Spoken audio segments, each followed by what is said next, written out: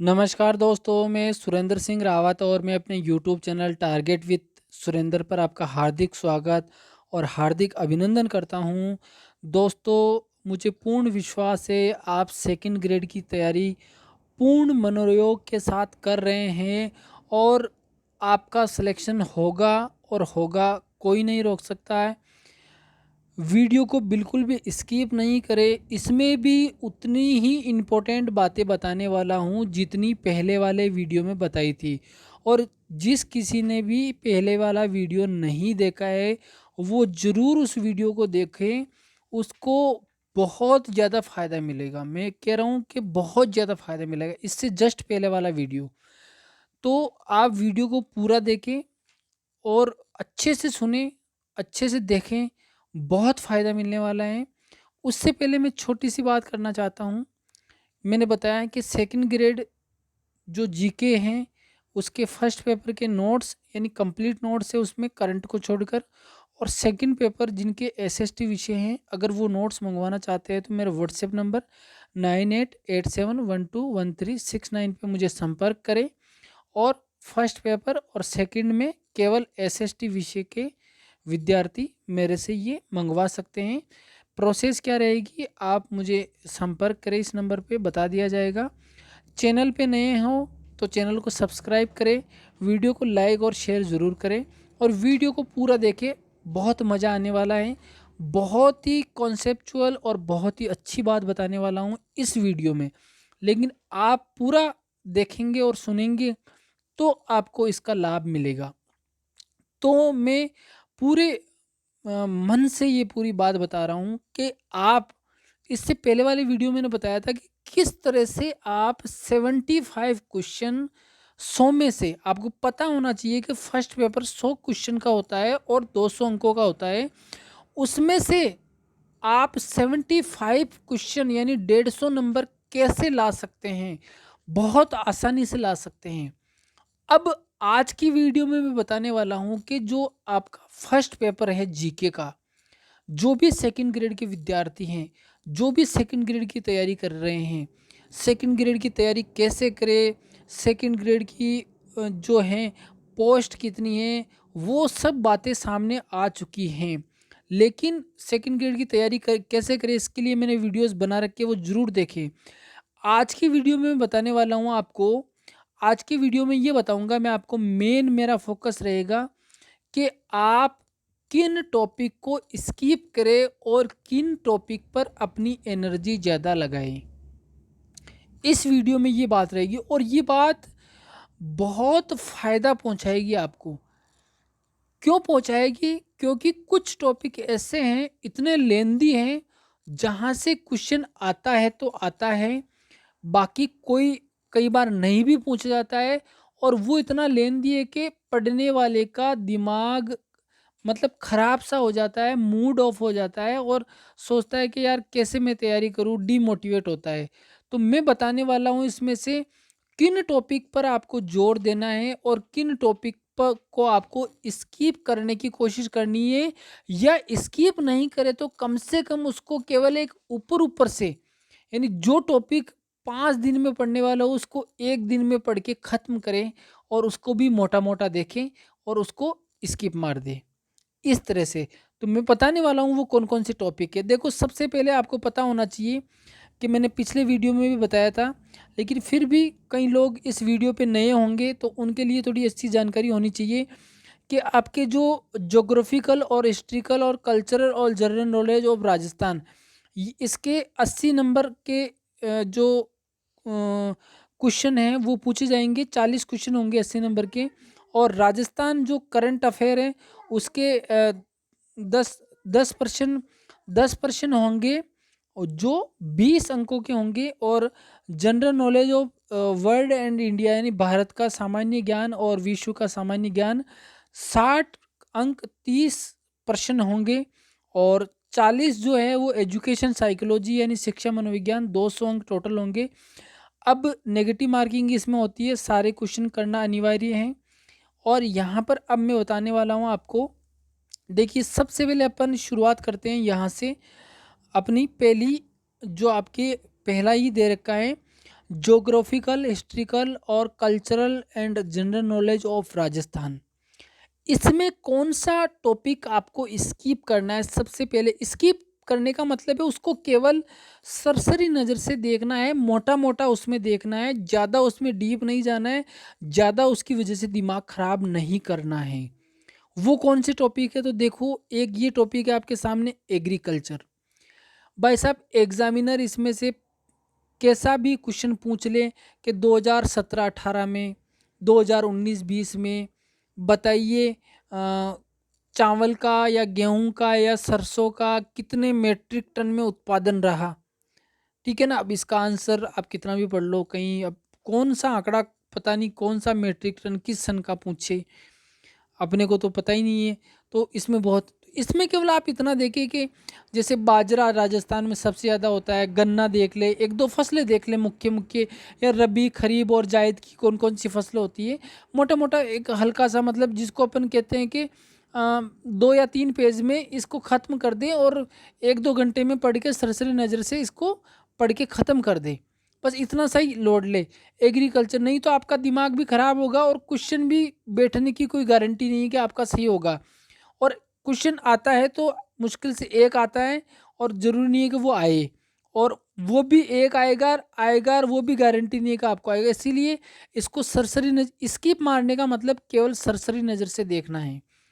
फिर आपके live stock, पशुपालन, भाई साहब इसमें आप कुछ भी नहीं करना है, आपको पशुओं की जो नस्लें हैं ना, वो अच्छे से पढ़ के चले जाना। मतलब हर, जैसे भेड़ की कौन कौन सी नस्लें है, गाय की कौन कौन सी है, भैंस की कौन कौन सी है, तो आपका एक क्वेश्चन राइट हो जाएगा, मैं गारंटी लेता हूँ। डेयरी डेवलपमेंट, ये भी सरसरी नज़र से देखने वाला टॉपिक है। पॉपुलेशन इंपॉर्टेंट है, देखो पॉपुलेशन जनसंख्या वाला क्वेश्चन है, एक क्वेश्चन तो निश्चित है और 2 क्वेश्चन भी इसके आ सकते हैं। अब इसमें क्या है, इसने डिस्ट्रीब्यूशन पूछा है, यानी विस्तार, ग्रोथ यानी वृद्धि, और लिटरेसी यानी साक्षरता, सेक्स रेशियो और रिलीजियस कंपोजिशन। अब इसमें देखो मेनली पॉपुलेशन जनसंख्या जब आप पढ़ो ना, तो एक तो आप लिंगानुपात, जिसको हम सेक्स रेशियो बोलते हैं ना, लिंगानुपात बहुत अच्छे से पढ़ के जाना। एक साक्षरता, ठीक है ना, टॉप 5 जिले, मतलब जो ऊपर के टॉप 5 है और नीचे के जो लोअर है, सबसे नीचे के जो 5 है वो जिले शिक्षा के क्षेत्र में, और राजस्थान की जो साक्षरता, जो प्रतिशत में कितने प्रतिशत साक्षरता है, वो अच्छे से देख के जाना है। लिंगानुपात सेक्स रेशियो वाला टॉपिक है, 5 टॉप के ज़िले, 5 नीचे के ज़िले, 2001 में कितना रहा, 2011 में कितना है, वो सारा आपको देखना है। रिलीजियस कंपोजिशन यानी जो धार्मिक, जो संरचना है, मतलब धर्म से संबंधित, जो जैसे मान लिया आपसे पूछ लिया कि जैन धर्म के लोग सबसे ज़्यादा कहाँ रहते हैं, बौद्ध धर्म के लोग कहाँ रहते हैं, इस तरह से क्वेश्चन बनने की बहुत कम गुंजाइश है। तो इसको थोड़ा आप कम महत्व दें, बल्कि आप इनको महत्व दें, सेक्स रेशियो और एक लिटरेसी जो है, मतलब साक्षरता। देखो, क्योंकि राजस्थान और भारत, ये जो जनसंख्या के अंदर लिंगानुपात वाला जो मैटर है ना, ये बहुत अपने समाज से जुड़ा हुआ है, इसलिए एग्जामिनर इसको बार बार पूछता है। और साक्षरता भी अपने लिए बहुत इंपॉर्टेंट है। और डिस्ट्रीब्यूशन तो वो देखो एक जनरल वे में पूछ ही सकते हैं कि कहाँ पर कितनी जनसंख्या है, टॉप 5 जिले बताओ जनसंख्या, सर्वाधिक जनसंख्या वाले। और ग्रोथ भी पूछ सकता है कि सर्वाधिक जनसंख्या की ग्रोथ किस 2011 की जनगणना के अनुसार किस में हुई, है ना। तो ये ग्रोथ भी, लेकिन इसमें सबसे ज़्यादा जोर आपको देना है लिंगानुपात और लिटरेसी पे। उसके बाद में देखिए इंडस्ट्री, बहुत लंबा टॉपिक है, इसको आप सरसरी नज़र से देखे तो देखे, बाकी आप इसकी स्किप मार सकते हैं। देखो ये मेरा व्यक्तिगत सुझाव है, अगर किसी को इंडस्ट्री अगर पढ़ना अच्छा लगता है तो वो पढ़े, बिल्कुल पढ़े, उसका स्वागत है। लेकिन ये मेरा व्यक्तिगत अनुभव और मेरा व्यक्तिगत मेरी राय है, आपको मानना या न मानना कंपलसरी नहीं है, वो आप पे डिपेंड है। मेरी व्यक्तिगत राय देना मेरा फ़र्ज़ है, बाकी आप मानो या नहीं मानो वो नहीं है। मैं ये नहीं कह रहा हूँ कि स्किप मारो तो मतलब स्किप मारना ही मारना है। हो सकता है यार किसी को बढ़िया समझ में आया तो वो उसको पढ़ेगा, तो वो एक अलग चीज़ है ना।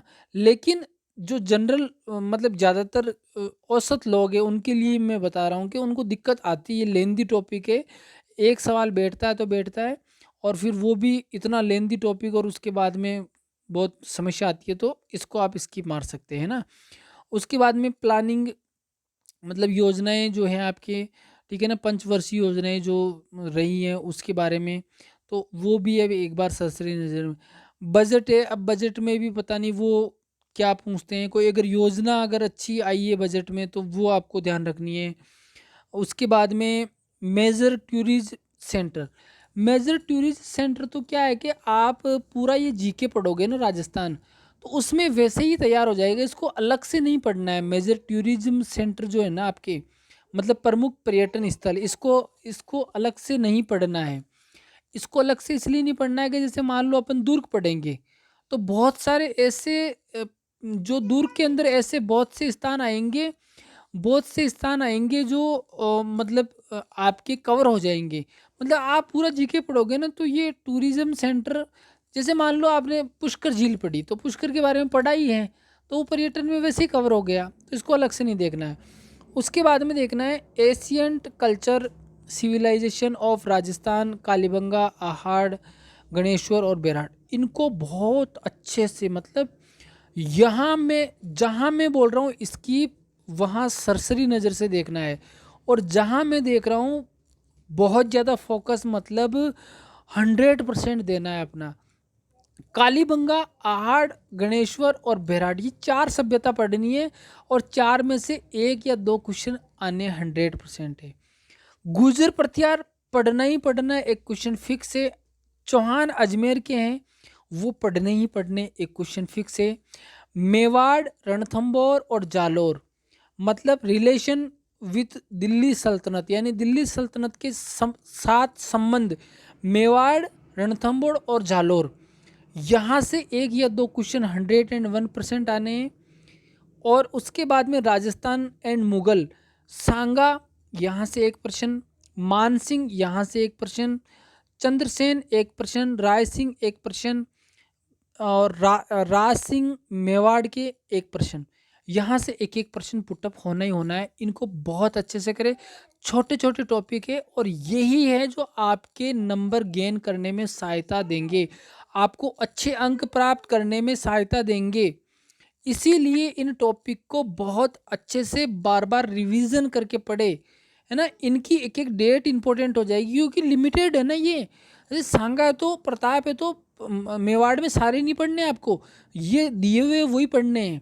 तो इसीलिए आपको बहुत अच्छे से करके जाना है। महाराणा प्रताप का एक एक लाइन आपके लिए इंपॉर्टेंट है, सवाल कहीं से भी पुटअप हो सकता है।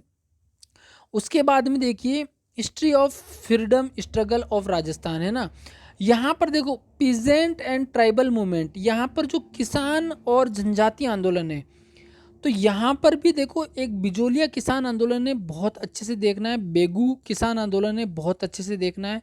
शेखावटी किसान आंदोलन बहुत अच्छे से देखना है। ट्राइबल मूवमेंट में तो आपको पता ही है, एक भगत आंदोलन, और एक आपके जो मोतीलाल तेजावत का जो एक ही आंदोलन चलाया गया था, है ना। और ये दो तीन आंदोलन, एक मीणा वाला आंदोलन है ना, मीणा जनजाति को लेकर एक आंदोलन हुआ था। तो ये तीन चार जनजाति में, ट्राइबल में है, तो ये भी बहुत अच्छे से देखने, यहाँ से भी दो ये 3% बनेंगे आपके, है ना।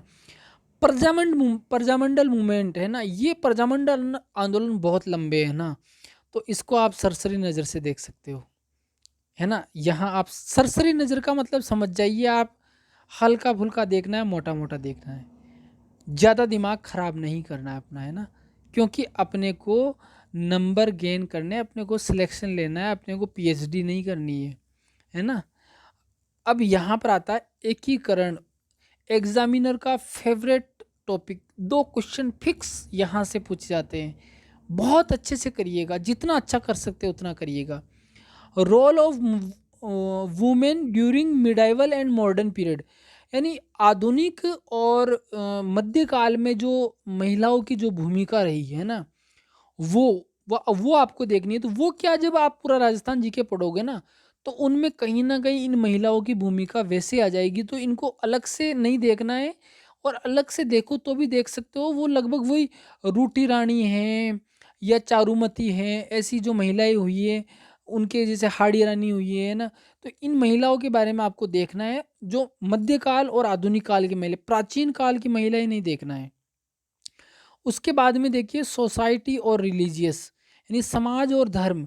इसमें लोक देवता से 1% फिक्स है भाई साहब, लिखवा लो। लोक देवियों से भी फिक्स है। संत ऑफ राजस्थान, यानी जितने भी संत संप्रदाय हैं, यहाँ से भी 1% फिक्स है। इनको बहुत अच्छे से करें। अब आर्किटेक्चर में देखो, आपके देखो मंदिर, दुर्ग और महल, 3 चीज आ गई। इसमें दुर्ग बहुत लंबा टॉपिक है, एक क्वेश्चन यहाँ से आता है।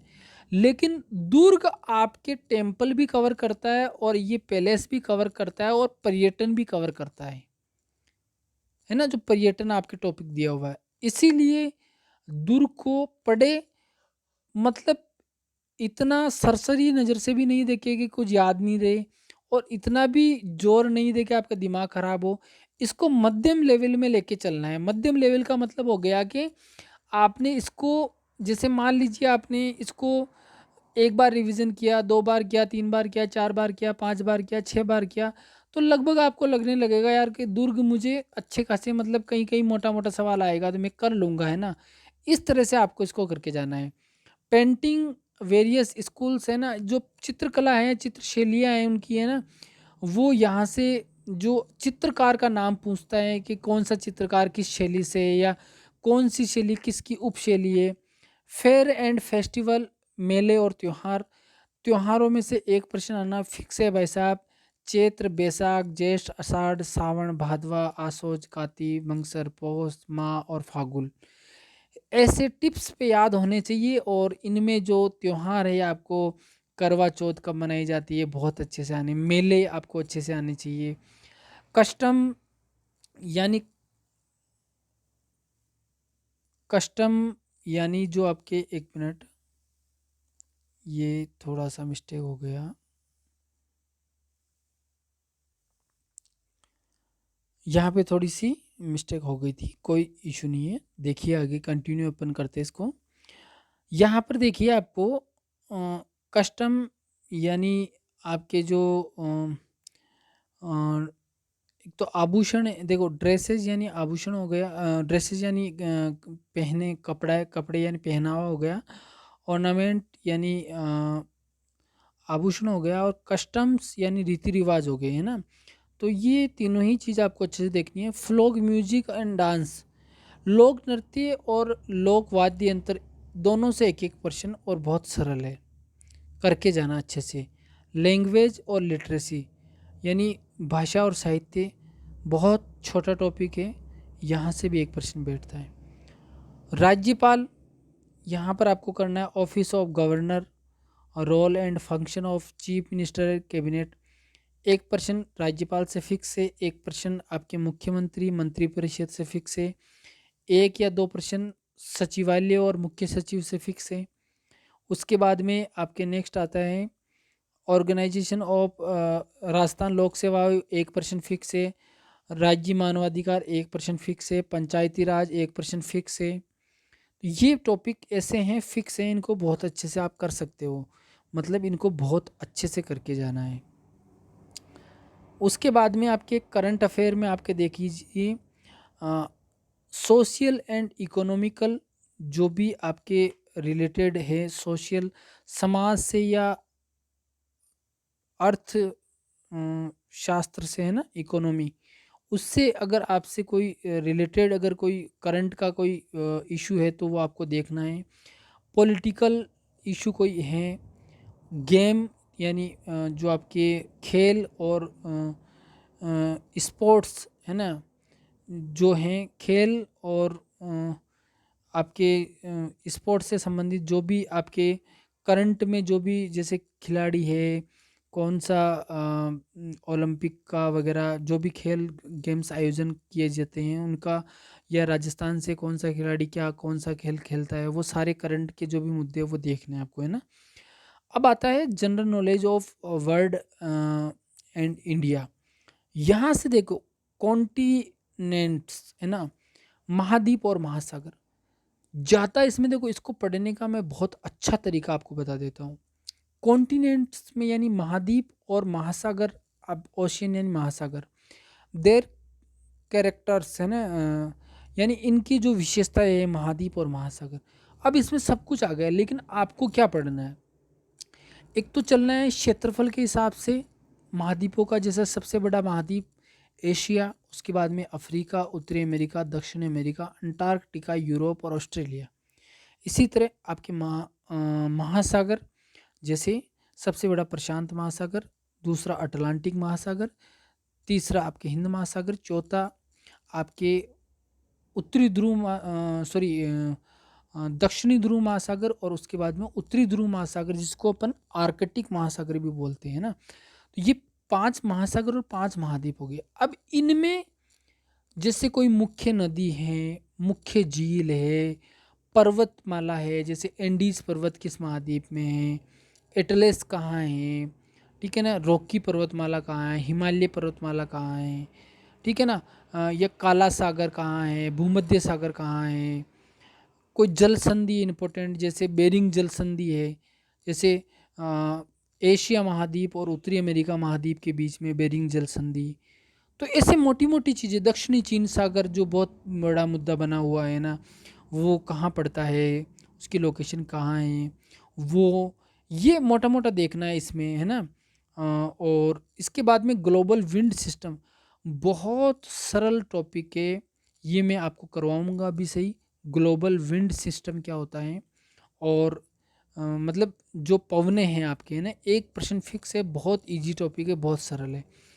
एनवायरमेंटल प्रॉब्लम्स, यहाँ दिक्कत आ जाती है ना, पर्यावरणीय समस्या, इस टॉपिक को पढ़े नहीं आप। पर्यावरणीय समस्या क्या आपको पता है यार, कि पोल्यूशन है ना, प्रदूषण आपकी एक समस्या है, ठीक है। इसके अलावा ध्वनि प्रदूषण हो गया, इसके अलावा आपको पता है जलवायु परिवर्तन हो रहा है, तो ये भी एक प्रॉब्लम है, इसको कैसे रोका जाए, आने वाले समय पृथ्वी नष्ट नहीं हो, उसको लेकर बहुत सारी चीज़ें हैं। तो ये क्या बेसिक चीज़ें हैं ना, जो अपने एनवायरनमेंट, पर्यावरणीय समस्याएं जो है ना, वो यहाँ पर शो होती है। तो पर्यावरणीय समस्याएं, इसको पढ़ने की ज़रूरत नहीं है। ग्लोबल स्ट्रेटजीज है ना, जो वैश्विक कार्य नीतियाँ हैं, है ना, वैश्विक कार्य नीति यानी विश्व जो है पूरी अर्थ को बचाने के लेकर, अर्थ को बचाने के लेकर क्या कार्य कर रहा है, उससे अगर कोई करंट से जुड़ता है तो कोई क्वेश्चन, तो आप इसका जरूर ध्यान रखें। ग्लोबलाइजेशन एंड इट्स इम्पैक्ट्स है ना, जो भूमंडलीकरण है और इसके जो प्रभाव है, ग्लोबलाइजेशन है ना, ये आपको देखना है। तो ये भी क्या है कि थोड़ा सा समझ में कम ही आता है, साइंस वालों को अच्छा समझ में आता है। इसको भी सरसरी नज़र से मेरे हिसाब से एनवायरमेंटल प्रॉब्लम, ग्लोबल स्ट्रेटजीज यानी वैश्विक कार्य नीतियाँ, और ग्लोबलाइजेशन एंड इट्स इम्पैक्ट, वैश्वीकरण और इसके प्रभाव, और पॉपुलेशन पॉपुलेशन ट्रेंड्स, ये भी मतलब जनसंख्या आपको देखनी है सरसरी नज़र से भारत की, है ना, उसका डिस्ट्रीब्यूशन मुख्य मुख्य देखना है, इसमें कोई बड़ा इशू नहीं है। ये सब सरसरी नज़र से देखने वाले टॉपिक है। इसमें मेन आता है इंडिया और यूएनओ, है ना। उसके बाद में इसमें जो मेन आता है मैं बता दिया, एक तो ग्लोबल विंड सिस्टम, ये बहुत अच्छे से करना है, और एक महाद्वीप और महासागर है, मैंने बताया, मोटी मोटी चीज़ें देखनी है। उसके बाद में major trends in international policies with special reference to globalisation and nuclear, यानी परमाणु अप्रसार संधि को लेकर, या परमाणु, जो परमाणु का गलत यूज़ हो रहा है ना, उसको लेकर कौन कौन सी संधियाँ समझौते हुए और कौन से होने वाले हैं, होने जा रहे हैं, उसको लेकर क्या योजनाएं चल रही है, वो ये सारे करंट से जुड़ते हैं ये सारे टॉपिक। एक ग्लोबल विंड सिस्टम को छोड़ दो, एक महाद्वीप और महासागर को छोड़ दो, बाकी लगभग सब टॉपिक करंट से जुड़ते हैं। ये थोड़े क्रिटिकल है, इनको अगर मुझे मेरी व्यक्तिगत राय पूछोगे तो मैं तो क्या है कि इनको बिल्कुल सरसरी नज़र से देख के गया था, और यहाँ से क्वेश्चन पुटअप होते हैं, लेकिन इतने भी पुटअप नहीं होते कि अपने को ये सिलेक्शन से बाहर करवा सकते हैं ना। तो सरसरी नज़र से देखें, इनसे जुड़ा हुआ करंट का कोई मुद्दा है तो वो ज़रूर देखें। बाकी देखो, देखना सबको है ना। साइंस वाले कहेंगे यार हम क्यों छोड़ेंगे, हमारे लिए तो बहुत अच्छा टॉपिक है। तो मेरी ये व्यक्तिगत राय मैंने पहले ही बताया है ना। तो सरसरी नज़र से इनको देखें। उसके बाद में जो अपने इम्पोर्टेंट टॉपिक आते हैं जहाँ से बहुत ज़्यादा प्रश्न पूछे जाते हैं, एक तो आपके लोकेशन एंड इट्स एंड एडवांट में सॉरी एडवांटेज, ये जो स्थानीयकरण और इसका महत्व है, ये इतना इम्पोर्टेंट टॉपिक नहीं है। लेकिन मानसूनल सिस्टम बहुत इम्पोर्टेंट है, ड्रेनेज सिस्टम बहुत इम्पोर्टेंट है, चेंजिंग पैटर्न एग्रीकल्चर और इंडस्ट्री, कृषि और उद्योग में बदलती हुई प्रवृत्तियाँ, दोनों ही टॉपिक सरसरी नज़र से देखने वाले हैं, है ना। ज़्यादा इसमें दिमाग नहीं लगाना है। नेशनल इनकम, राष्ट्रीय आय, ये इंपॉर्टेंट टॉपिक है भाई, है ना। राष्ट्रीय आय से एक क्वेश्चन बनता है। पॉवर्टी, पॉवर्टी मतलब जो गरीबी है वो आपको देखना है। निर्धनता और निर्धनता उन्मूलन की जो स्कीम्स चलाई जा रही गवर्नमेंट के द्वारा, वो देखनी है। Features of India foreign policy, Bharat की विदेश नीति 1% फिक्स, और नेहरू का कंट्रीब्यूटन, ये आपको देखना है। गुट निरपेक्ष आंदोलन जो है आपको बहुत अच्छे से देखना है, 1% फिक्स है। उसके बाद में आता है major landmark in constitutional history of India with special reference of government of India acts of 1919, है ना, और 1935, यानी 1919 और 1935 का जो अधिनियम है, बहुत अच्छे से देखे जाइएगा। यहाँ से क्वेश्चन पुटअप होता ही होता है, 1919 का अधिनियम और 1935 का अधिनियम। उसके बाद में गांधी जी का योगदान जो राष्ट्रीय आंदोलन में रहा, ये बहुत अच्छे से करे, सीरियल से करे। जब से गांधी आए, मैं बहुत डिटेल से बता सकता हूँ इन टॉपिक को कैसे करना है, लेकिन वही बात है कि ये वीडियो बहुत लंबा हो जाएगा, लेकिन आप इसको करके जाइए। अंबेडकर की भूमिका और जो संविधान का निर्माण हुआ, यहाँ से प्रश्न आता ही आता है। संविधान की प्रमुख विशेषताएं क्या क्या है, फंडामेंटल राइट, मूल अधिकार, मौलिक कर्तव्य, नीति निर्देशक तत्व, ये सब आपको अच्छे से देखना है। राष्ट्रपति, प्राइम मिनिस्टर यानी प्रधानमंत्री, और मेजर पॉलिटिकल पार्टी यानी राष्ट्रीय जो पार्टियां होती है मेजर, वो आपको देखनी है। तो ये मैंने बताया है सरसरी नज़र से। जो कुल मिलाकर जो आपको ऐसा लगे ना टॉपिक बहुत ज़्यादा लेंदी, और कोई सुध बुध नहीं बैठे कि यार इसमें क्या करे, क्या समझ में नहीं आ रहा है ना। और पिछले पेपर में देखे कि उनसे क्वेश्चन कितने आए हुए, कोई एक आया है, या आया है तो आया है, बाकी नहीं भी आया है। तो ऐसे टॉपिक को या तो आप स्किप मारो, या सरसरी नज़र से देखो, या मोटा मोटा देखो और आगे बढ़ो। और उन टॉपिक को जो मैंने बताया, जैसे जैसे भाई मूल अधिकार है, यहाँ से एक प्रश्न बनना ही है, इसको आप 10 बार पढ़ो ना। आप जहाँ पर राजस्थान का उद्योग पढ़ोगे, है ना, उसके बजाय आप पूरा संविधान जितना भी है, ये संविधान वाला पार्ट, ये वाला, इसको पूरे को रिवीजन कर सकते हो। बात समझ रहे हो। आप अकेली इंडस्ट्री पढ़ोगे और इधर ये पूरा रिवीजन हो जाएगा, ये पूरा तैयार हो जाएगा। भारत की कृषि और भारत के उद्योग पढ़ोगे, पूरा शिक्षा मनोविज्ञान पढ़ लो आप, है ना, वो एक तरफ है। तो अपनी एनर्जी कहाँ से हटाकर कहाँ लगानी है, वो इस वीडियो को बताने, इस वीडियो में बताने का मेरा मूल उद्देश्य था। तो इस तरह से आप इन टॉपिक्स को देखें। और शिक्षा मनोविज्ञान में तो देखो सब टॉपिक इम्पोर्टेंट है, जिसमें आपके कुछ भी नहीं कह सकते, सारे इम्पोर्टेंट इसमें, है ना। इसमें है ही क्या, कुल आपके 8 तो यूनिट है ना।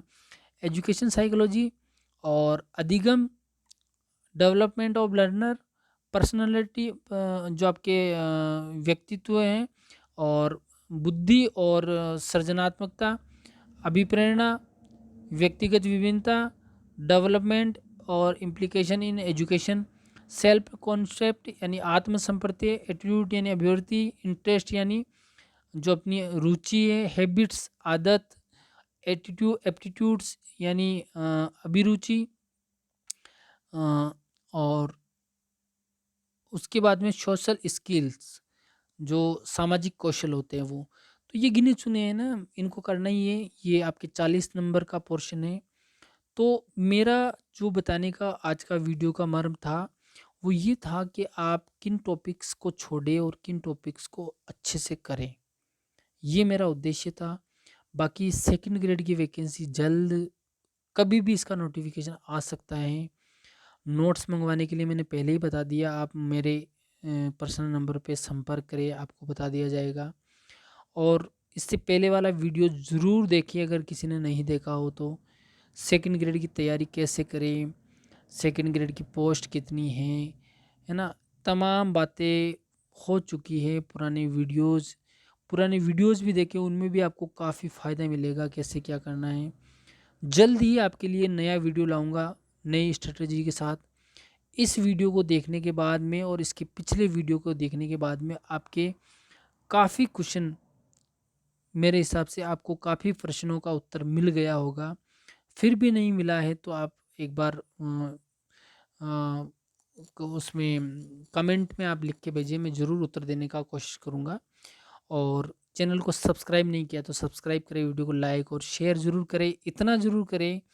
मैं आपके लिए इतना कर रहा हूँ तो तन मन और धन से लग जाइए, स्मार्ट स्टडी कीजिए। स्मार्ट स्टडी के लिए मैंने वीडियो, इससे पहले वाला वीडियो मैंने बनाया है।